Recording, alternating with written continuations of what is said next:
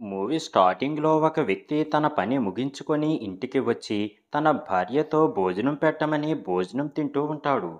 అప్పుడే ఆ వ్యక్తి వాళ్ళ భార్యకు ఏదో శబ్దం వినిపించడంతో బయటికి వెళ్లి చూస్తుంది. అలా వెళ్ళిన వాళ్ళ భార్య ఇంకా రాకపోవడంతో ఆ వ్యక్తి బయటికి వెళ్ళి ఆమె కోసం వెతుకుతూ ఉంటాడు. అలా కాసేపటికి ఒక చోట వాళ్ళ ఆవిడ తన చెయ్యి నరుక్కొని తానే తింటూ ఉంటుంది. అది చూసి ఆ వ్యక్తి ఎంతో భయపడిపోతాడు. తర్వాత రోజు మరో వ్యక్తి సైకిల్ మీద వస్తూ ఏదో శబ్దం వినిపించడంతో పక్కనే ఉన్న చెట్టుకి తల కొట్టుకొని చనిపోతాడు. మరో రోజు ఒక పాప అందరూ చూస్తూ ఉండగానే కత్తితో తన చెవి తానే కోసుకొని దాన్ని తింటూ ఉంటుంది. దాంతో భయపడి ప్రజలు ఆ ఊరి జమీందారు దగ్గరికి వెళ్ళి ఊళ్ళో జరుగుతున్న వింతల గురించి చెబుతూ ఉంటారు. అది విన్న జమీందార్ వాళ్ళను భయపడవద్దని చెప్పి వాళ్ళను పంపేసిన తర్వాత తన ఇంట్లోకి వెళ్ళి వాళ్ళ ముసలమ్మకు జరిగిందంతా చెబుతాడు. అప్పుడు ఆ ముసలమ్మ వాళ్ళ వంశం చరిత్ర మొత్తం చెప్పి ఆ సమస్యను ఎలా పరిష్కరించాలో చెబుతుంది. దాంతో ఆ జమీందారు వాళ్ళ అమ్మ చెప్పిన పుస్తకాన్ని తీసుకొని ఆ సమస్యను పరిష్కరించడానికి తన భార్యా పిల్లల్ని ఊరిని వదిలి అడవిలోకి వెళ్ళిపోతాడు. అలా కొంతకాలం గడిచిన తర్వాత ఆ గ్రామానికి చెందిన ఒక వ్యక్తి చనిపోవడంతో ఆ వ్యక్తి శవాన్ని తీసుకొని ఆ ఊరి పొలిమేరల్లోకి వస్తారు. అప్పుడే వాళ్ళతో పాటు వచ్చిన ఒక వ్యక్తి ఇలా చనిపోయిన వారిని దహనం చెయ్యకుండా ప్రకృతికి ఆహారంగా వదిలేయటం మన ఆచారం అని చెప్పి ఆ శవాన్ని పొలిమేర అవతల వదిలేసి అక్కడ నుండి వెంటనే పారిపోతారు. తర్వాత ఆ శవాన్ని ఒక రాక్షసుడు వచ్చి లాక్కొని వెళ్ళిపోతాడు. తర్వాత మనకు ఆ ఊర్లోనే పటేల్ అనే జమీందారుని చూపిస్తారు. వీళ్ళు ఆ ఊర్లోని నచ్చిన ఆడవాళ్లను అనుభవిస్తూ ప్రజల సొమ్మును లాక్కుంటూ ఉంటారు. ఇలా ఉండగా ఒకరోజు ఆ ఊర్లో చాటింపు వేస్తారు. ఊర్లోకి ఏ దుష్టశక్తి రాకుండా ఉండాలని బలి జరుగుతుంది కాబట్టి ఎవరూ రాత్రిపూట ఇంట్లో నుంచి బయటికి రావద్దు అని అందరితోనూ చెబుతారు. అదే రోజు ఆ ఊర్లో జాతర చేస్తూ ఉంటారు. అప్పుడే బలి పద్దు అనే అమ్మాయి మీద మోజు పడతాడు.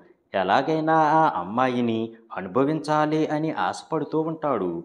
మరోవైపు మన లింగ పద్దుని ప్రేమిస్తూ ఆమె వెనక తిరుగుతూ ఉంటాడు. ఒకసారి ధైర్యం తెచ్చుకొని తను ప్రేమిస్తున్న విషయం పద్దుతో చెప్పేస్తాడు. కానీ పద్దు అదేమీ పట్టించుకోకుండా అక్కడ నుండి వెళ్ళిపోతుంది. నిజానికి పద్దు కూడా లింగాన్ని ప్రేమిస్తూ ఉంటుంది. కానీ కావాలని లింగాని ఆట పట్టించడానికి అలా చేస్తుంది. అప్పుడప్పుడు లింగాకి విచిత్రమైన కలలు వస్తూ ఉంటాయి. ఆ కలలో విచిత్రమైన రాక్షసులు, క్షుద్ర పూజలు కనిపిస్తూ ఉంటాయి. ఒకసారి కడుపుతో ఉన్న ఒక అమ్మాయి తన కూతురుతో కలిసి అడవి దారిలో వాళ్ళ అమ్మ ఇంటికి వెళుతూ ఉంటుంది. అప్పుడే తన కూతురు తన నుంచి దూరంగా పరిగెత్తుతూ ఉంటుంది. అప్పుడే అక్కడికి ఒక ముసలాయన వచ్చి, ఇక్కడికి ఎందుకు వచ్చావు? ఈ ఊరి పొలిమేర దాటి అడవిలోకి వెళ్ళకూడదు అని తెలియదా? అని అంటాడు. దాంతో అమ్మాయి, నా కూతురు కనిపించడం లేదు అని చెబుతుంది. అప్పుడు ఆ ముసలాయన ఆ పాపను వెతకడానికి వెళతాడు.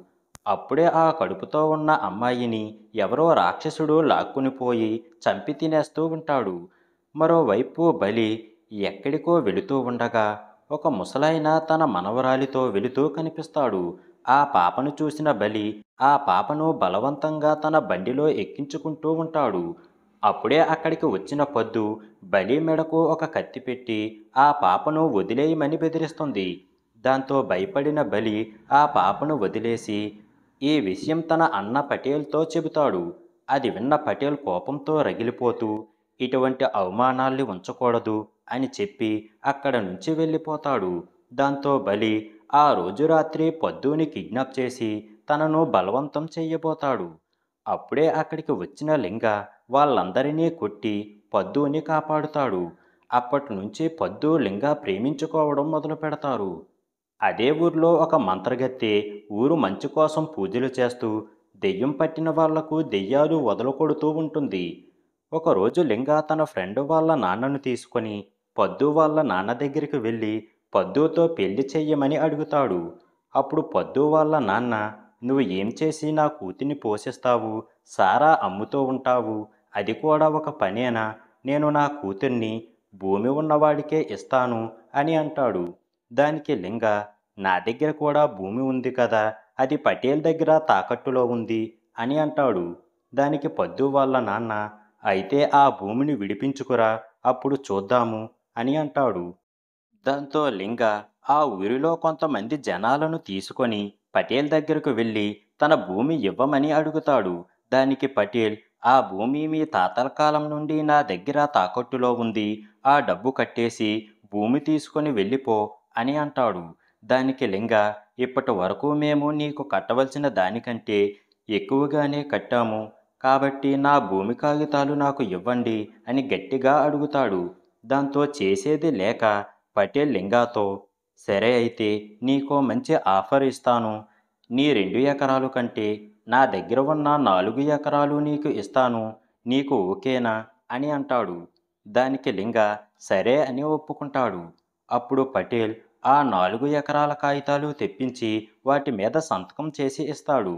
అలా లింగ ఊరి జనం మొత్తం వెళ్ళిపోయిన తర్వాత పటేల్ తమ్ముడు బలి వచ్చి తన అన్నతో, అలా ఎందుకు చేశావు, 2 ఎకరాలకు బదులు 4 ఎకరాలు ఎందుకు ఇచ్చావు అని కోప్పడతాడు. దానికి పటేల్, చూడు బలి, ఒక్కొక్కసారి శత్రువుని బలంతో కాదు తెలివితో కొట్టాలి. ఆ 4 ఎకరాలు ఊరి పొలిమేర అవతల ఉన్నాయి. పొలిమేర దాటి వెళ్ళిన వాళ్ళు ఎవరు ఇప్పటి వరకు బ్రతికి రాలేదు. అది శపించిన భూమి అని అంటాడు. తర్వాత రోజు ఆ ఊరికి చెందిన ఒక వ్యక్తి పొలిమేర దాటి అడవిలోకి వెళ్తాడు. అప్పుడే ఒక రాక్షసుడు వచ్చి ఆ వ్యక్తిని చంపి తినేస్తూ ఉంటాడు. తర్వాత స్టోరీ గతంలోకి వెళ్తుంది. లింగా చిన్నప్పుడు తన తాతతో అడవిలోకి వస్తూ ఉన్నప్పుడు ఆ రాక్షసుడు లింగా వాళ్ళ తాతయ్యని తీసుకొని పోయి చంపేస్తాడు. ఇదే కళ లింగాకి రోజు రాత్రిపూట వస్తూ ఉంటుంది. తర్వాత సీన్లో లింగా దగ్గర భూమి ఉండటంతో పద్దు వాళ్ళ నాన్న పద్దు లింగాకి పెళ్లి జరిపిస్తాడు. అలా కొద్ది రోజుల తర్వాత లింగా తన ఫ్రెండ్ దగ్గరికి వచ్చి తన పొలం దగ్గరికి వెళ్దాంరా అని పిలుస్తాడు. కానీ లింగా ఫ్రెండ్, ఆ పొలం చెప్పించబడింది, అక్కడికి వెళ్ళిన వాళ్ళు ఎవరూ తిరిగి రాలేదు అని చెబుతాడు.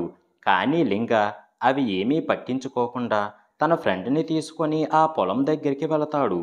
నిజానికి ఆ పొలం పొలిమేర అవతల అడవి మధ్యలో ఉంటుంది. అప్పుడు లింగా వాడి ఫ్రెండ్ ఆ పొలంలో చాలామంది అస్థిపంజరాలు ఎముకలు చూస్తూ ఉంటారు. అదే రోజు రాత్రి వాళ్ళు అక్కడే ఉండి ఆ పొలంలో ఏం చేద్దాం అని ఆలోచిస్తూ ఉంటారు. మరోవైపు పద్దు గుడికి వెళ్ళి వస్తూ ఉన్నప్పుడు ఆ మంత్రగత్తె కనిపించి నీ భర్తకు ప్రమాదం ఉంది అని హెచ్చరిస్తుంది. దాంతో పద్దు ఎంతో భయపడిపోతూ ఉంటుంది. మరోవైపు లింగా వాడి ఫ్రెండ్ ఆ పొలంలో ఏదో వెతుకుతూ ఉంటారు. అప్పుడే లింగాని వాళ్ళ ఫ్రెండ్, మనం ఏం వెతుకుతున్నాము అని అడుగుతాడు. అప్పుడు లింగ తను చిన్నప్పుడు వాళ్ళ తాతతో కలిసి ఈ అడవిలోకి వెళ్ళినప్పుడు ఒక రాక్షసుడు వాళ్ళ తాతను చంపేశాడు. అప్పుడు వాళ్ళ దగ్గర ఒక పెట్టె ఉండేది. అది ఈ అడవిలోనే ఎక్కడో పడిపోయింది. లింగా పెద్దవాడు అయిన తర్వాత ఆ అడవిలో పెట్టె కోసం వెతుకుతూ ఉండగా చివరికి ఆ పెట్టె దొరుకుతుంది. అలా లింగా ఆ పెట్టెను తీసుకొని ఇంటికి వచ్చి దాన్ని ఓపెన్ చేస్తే అందులో కొన్ని బట్టలు, అలాగే ఒక పుస్తకం కూడా ఉంటుంది. అప్పుడు లింగ ఆ పుస్తకాన్ని చదవడం మొదలుపెడతాడు. 18వ శతాబ్దంలో రుద్రగిరి నగరాన్ని మాచిరాజు అనే రాజు పరిపాలిస్తూ ఉండేవాడు. ఆ రాజు ప్రజల గురించి ఆలోచించకుండా ఎప్పుడూ యుద్ధాలు చేసి వేరే రాజ్యాలను దోచుకోవాలని చూస్తూ ఉండేవాడు. అలా ఒకసారి ఆ రాజు కళింగ రాజ్యాన్ని దోచుకోవాలని చూస్తాడు. కానీ కళింగ రాజ్యాన్ని రణసింహ అనే రాజు పరిపాలిస్తూ ఉండేవాడు. రణసింహ మహారాజు మాచిరాజును ఓడించేస్తాడు. దాంతో మాచిరాజు ఎంతో అవమానంతో కొంతకాలానికి చనిపోతాడు. దాంతో మాచిరాజు కొడుకు రణసింహరాజు మీద పగ తీర్చుకోవాలని ఒక క్షుద్ర మాంత్రికుణ్ణి కలుసుకొని కొందరు క్షుద్ర రాక్షసులను, అసురదక్షిణి అనే రాక్షసుడిని తన వశం చేసుకొని వాళ్ళ సహాయంతో కళింగ రాజ్యాన్ని జయించి కళింగ సంపదతో పాటు ఆ రాజ్యంలో ఉండే ఒక అమ్మవారి విగ్రహాన్ని కూడా దోచుకుంటాడు. అలా కొంతకాలం గడిచిన తర్వాత మాచిరాజు సృష్టించిన అసురదక్షిణి ఆ రాక్షసుడు రాజ్యం ప్రజలనే తినడం మొదలు పెడతాడు. దాంతో మాచిరాజు ఏమీ చెయ్యలేకపోతాడు. అప్పుడే మాచిరాజు భార్య అయిన శకుంతల తనకు తెలిసిన ఒక మహర్షి దగ్గరకు వెళ్ళి సాయం చెయ్యమని అడుగుతుంది. దాంతో ఆ మహర్షి, నీ మహారాజు ధర్మయుద్ధం చేసి గెలిచి ఉంటే ఈ ప్రమాదం వచ్చి ఉండేది కాదు, చేసిన పాపం ఊరికే పోదు అని కోప్పడుతూ ఉంటాడు. దానికి శకుంతల, నా భర్త తెలియక తప్పు చేశాడు, దాని కారణంగా అమాయకులైన ప్రజలు చనిపోతున్నారు, వాళ్ళని ఎలాగైనా కాపాడాలి, దయచేసి సహాయం చెయ్యండి అని వేడుకుంటుంది. అప్పుడు ఆ మహర్షి, ఊరి చివర పొలిమేరలో గ్రామదేవతలకు మూలమైన ప్రత్యంగిరా దేవతను ప్రతిష్ఠించాలి, అప్పుడు ఏ దుష్టశక్తి పొలిమేర దాటి ఊర్లోకి రాదు, కానీ అలా చెయ్యాలి అంటే మీ రాజవంశంలో ఒకరు ఆత్మార్పణ చెయ్యాలి అని అంటాడు. దాంతో ఆ రాణి అక్కడ నుండి వెళ్ళి ఈ విషయం గురించి ఎవరితోనూ చెప్పకుండా ఆ రహస్యాన్ని తనలోనే దాచుకుంటుంది. అలా కొంతకాలం గడిచిన తర్వాత మూవీ స్టార్టింగ్లో చూపించినట్టు ప్రజలు విచిత్రంగా ప్రవర్తించడం మొదలు పెడతారు. అప్పుడు ఆ మహారాజు తన తల్లి దగ్గరికి వెళ్ళి ఆ విషయం చెబుతాడు. అప్పుడు ఆ ముసలి మహారాణి ఆ మహర్షి చెప్పిందంతా తన కొడుకుతో చెబుతుంది. అప్పుడు ఆ మహారాజు తను ఆత్మార్పణ చేయడానికి బయలుదేరి వెళతాడు. ఇదంతా లింగ తన ఫ్రెండ్తో చెబుతూ ఉంటాడు. అలాగే లింగ తను ఆ కళింగ రాజవంశానికి చెందిన వాడినని, ఆ మాచిరాజు దోచుకున్న సంపద అంతా ఈ అడవిలో ఒక కొండ గుహలో దాచాడు అని చెబుతాడు. దాంతో లింగ వాళ్ళ ఫ్రెండ్ ఆ సంపద గురించి అలాగే ఆ గుహ ఎక్కడ ఉందో వెతుకుతూ ఉంటారు. అలా వెతుకుతూ చివరికి వాళ్ళిద్దరూ ఆ గుహను కనిపెడతారు. అక్కడ వాళ్ళకి ఆ మహారాజు దోచుకున్న సంపద మొత్తం కనిపిస్తుంది. అలాగే రకరకాల కత్తులు కూడా అక్కడ ఉంటాయి. అదే సమయంలో పటేల్ తమ్ముడు బలి అక్కడికి వచ్చి లింగాని వాడి ఫ్రెండ్ని చంపడానికి ప్రయత్నిస్తూ ఉంటాడు. అదే టైంలో అక్కడికి ఆ రాక్షసుడు వచ్చి బలి వాళ్ళ మనుషులను చంపి తినేస్తూ ఉంటాడు. తర్వాత లింగ వాడి ఫ్రెండ్ని ఆ రాక్షసుడు చంపడానికి ప్రయత్నిస్తాడు. కానీ ఏదో శక్తి వాళ్ళను కాపాడుతూ ఉంటుంది. అప్పుడే లింగా పక్కన ఉన్న కత్తి తీసుకొని ఆ రాక్షసుడిని నరికి చంపేస్తాడు.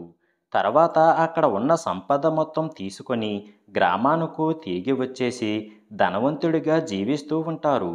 నిజానికి పద్దుకి ఆ మాంత్రికురాలు వాళ్ళ క్షేమం కోసం రక్షణ తాడులు ఇస్తుంది.